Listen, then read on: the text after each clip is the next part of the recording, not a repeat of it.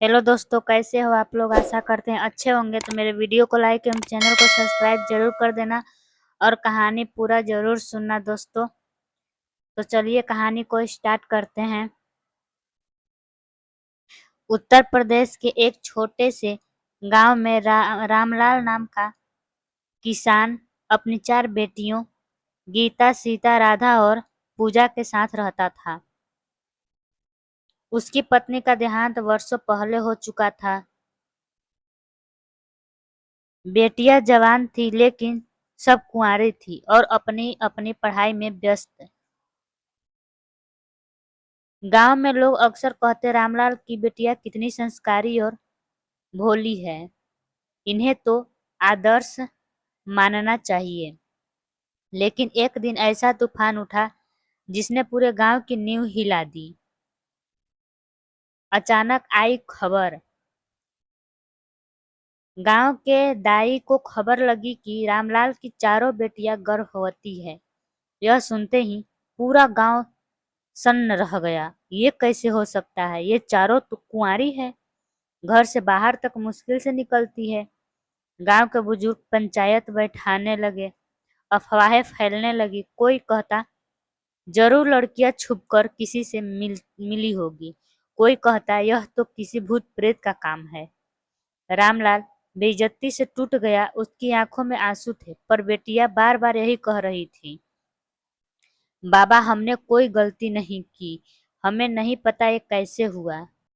रहस्यमय घटनाएं। रामलाल सोच में पड़ गया। उसने देखा कि पिछले कुछ महीनों से उनकी बेटियां रात में अजीब नींद में डूब जाती थी।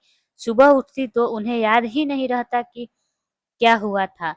कभी उनके कपड़े अस्त व्यस्त मिलते, कभी कमरे में हल्की अजीब सी गंध।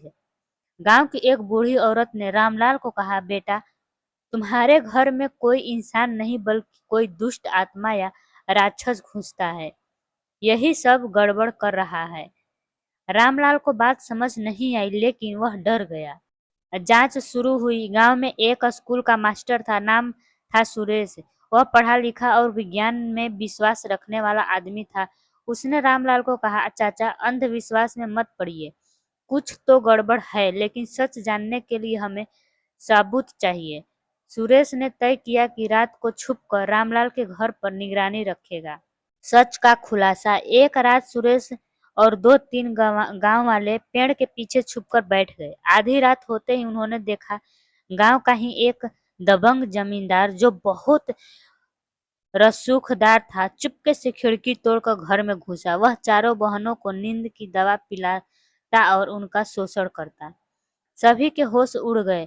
सच सामने आ गया। असल में वह जमींदार बेटियों की मासूमियत का फायदा उठाता और धमकी देता कि अगर उन्होंने आवाज उठाई तो पूरे परिवार को बर्बाद कर देगा। बेटियां डर के मारे चुप थी और नींद की दवा के कारण उन्हें आधा अधूरा ही याद रहता था। पंचायत और इंसाफ। अगली सुबह सुरेश ने सबूतों के साथ पंचायत बुलाई। पूरे गांव के सामने सच दिखाया गया। लोग दंग रह गए। हम तो इन लड़कियों पर शक कर रहे थे, असली गुनहगार तो वही था जो खुद को इज्जतदार कहता था।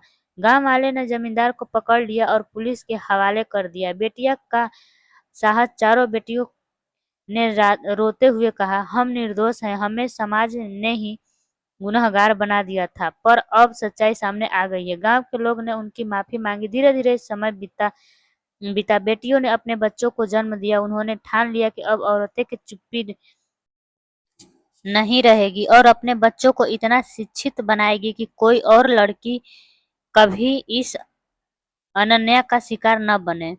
सीख। रामलाल की कहानी गांव में मिसाल बन गई। अब लोग कहते थे गलती कभी पीड़ित की नहीं होती, असली गुनहगार वही है जो मजबूर का फायदा उठाता है। निष्कर्ष। यह कहानी हमें यह सिखाती है कि समाज अक्सर सच जानने बिना लड़कियों पर उंगली उठा देता है, लेकिन सच्चाई कभी छुपती नहीं। बुराई कितनी भी ताकतवर क्यों न हो, सच सामने आकर इंसाफ दिलाता ही है। तो बाय दोस्तों, मेरी कहानी कैसी लगी कमेंट बॉक्स में जरूर बताइएगा और मेरे वीडियो को लाइक एवं चैनल को सब्सक्राइब जरूर कर देना दोस्तों। चलिए तब तक के लिए बाय बाय।